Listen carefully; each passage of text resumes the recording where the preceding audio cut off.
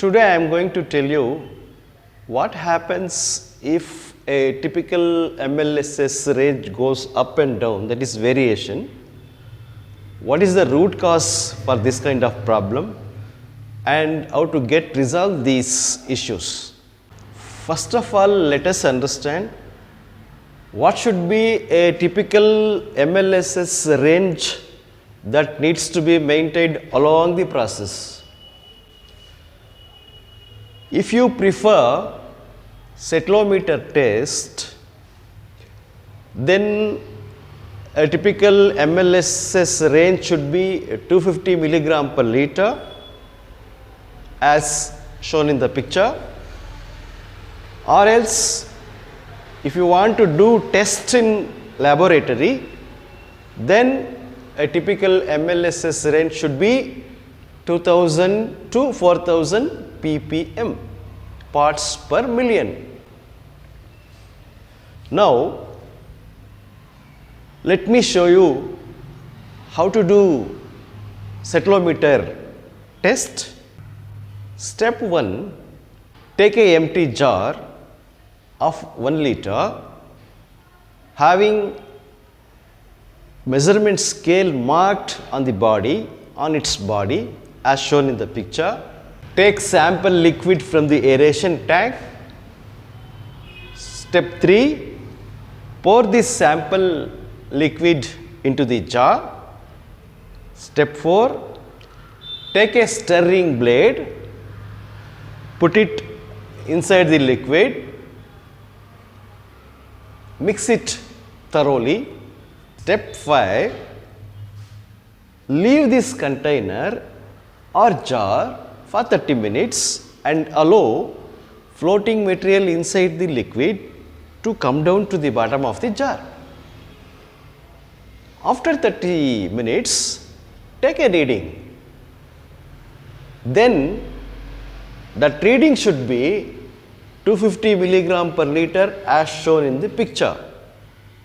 However, slight tolerance up to 300 milligram per liter may be allowed, may be acceptable, but not more than that.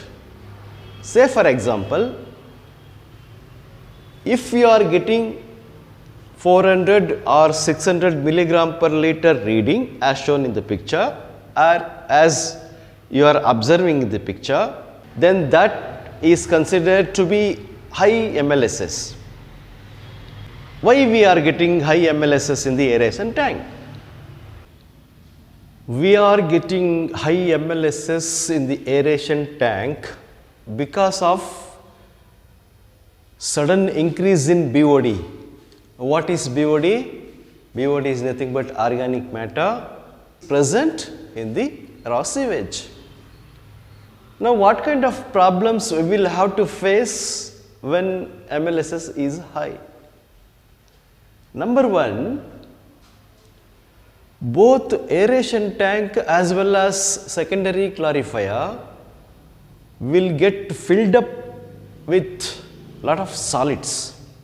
This accumulation of solids in the aeration tank make big changes in settling periods of the sludge. Number 2, efficiency of aeration in the aeration tank decreases.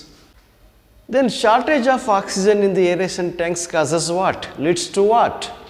It leads to loss of microorganism or biomass or bacteria. So how to get rid of this kind of issues? How to resolve this issue? Just control RAS. RAS, what is RAS? Returned activated sludge. Returned activated sludge we have connected from the secondary clarifier to the aeration tank, and RAS flow rate will often reduced or increased accordingly. If you reduce returned activated sludge flow rate to the aeration tank, automatically amount of biomass is reduced in the aeration tank. When the amount of microorganism is reduced in the aeration tank, quite naturally decomposition of the organic matter is reduced. Nothing but BOD is reduced, thereby reducing accumulation of solids in the aeration tank. This is how MLSS, higher MLSS can be controlled. Now let us come to low MLSS. In settleometer test, settling of flocculants or floating particles in the liquid falls down beyond 250 milligram per liter, then we call it as low MLSS. What is the reason for this low MLSS? Number one, DO is not maintained properly. What is DO in the aeration tank? DO is nothing but dissolved oxygen concentration. Dissolved oxygen concentration is less means there is a shortage of oxygen. When there is shortage of oxygen in the aeration tank, only few microorganisms will survive and rest will die. When we don't have sufficient microorganism or biomass or bacteria in the aeration tank, proper BOD removal will not happen. When this happens, very less BOD removal takes place, and also food waste, feces starts floating in the liquid, that is wastewater, in the aeration tank. These are the problems we will have to face with low MLSS. We can resolve this issue when MLSS is increased. That means we will have to increase or raise the MLSS. Now, how to raise MLSS? We have low MLSS, we need to raise it, and how to increase MLSS in the aeration tank? Most of the facility management people put cow dung slurry into the aeration tank. Also urea and DAP, but this is a conventional method. Nowadays, in every STP, maintenance workers are using bioculture to raise or increase low MLSS to a desired level. There are number of brands available in the market. I am not going to recommend any kind of brand. So choose a better one among available brands in the market. So it's a brownish powder. It's a brownish powder. You need to put it in the aeration tank so that it helps bacteria or biomass or microorganisms to grow healthier and in a quicker time. And lastly, I will tell you about the rising sludge problem. Why sludge rises to the top instead of settling down to the bottom? What is the reason for that? The reason for this problem is denitrification. What is denitrification? See, during biological activity, nitrate present in the wastewater becomes nitrogen gas by changing its form.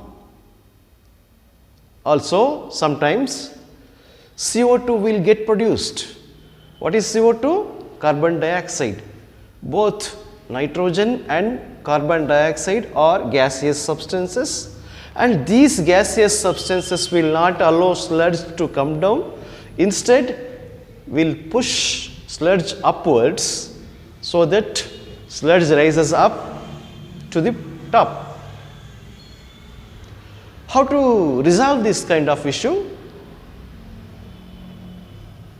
I will suggest like this: you just need to recycle the process From the secondary clarifier to the aeration tank to the secondary clarifier like this for 4 to 5 hours, and also slightly increase dissolved oxygen concentration in the aeration tank, so that increased oxygen will replace these gaseous substances and allow sludge to settle down instead of pushing upwards. So, this is how rising sludge problem can be prevented or resolved. And I thank all of you for watching my video. There is a small request. If you are happy, please give me a like, subscribe and share this video to your friends. Thank you.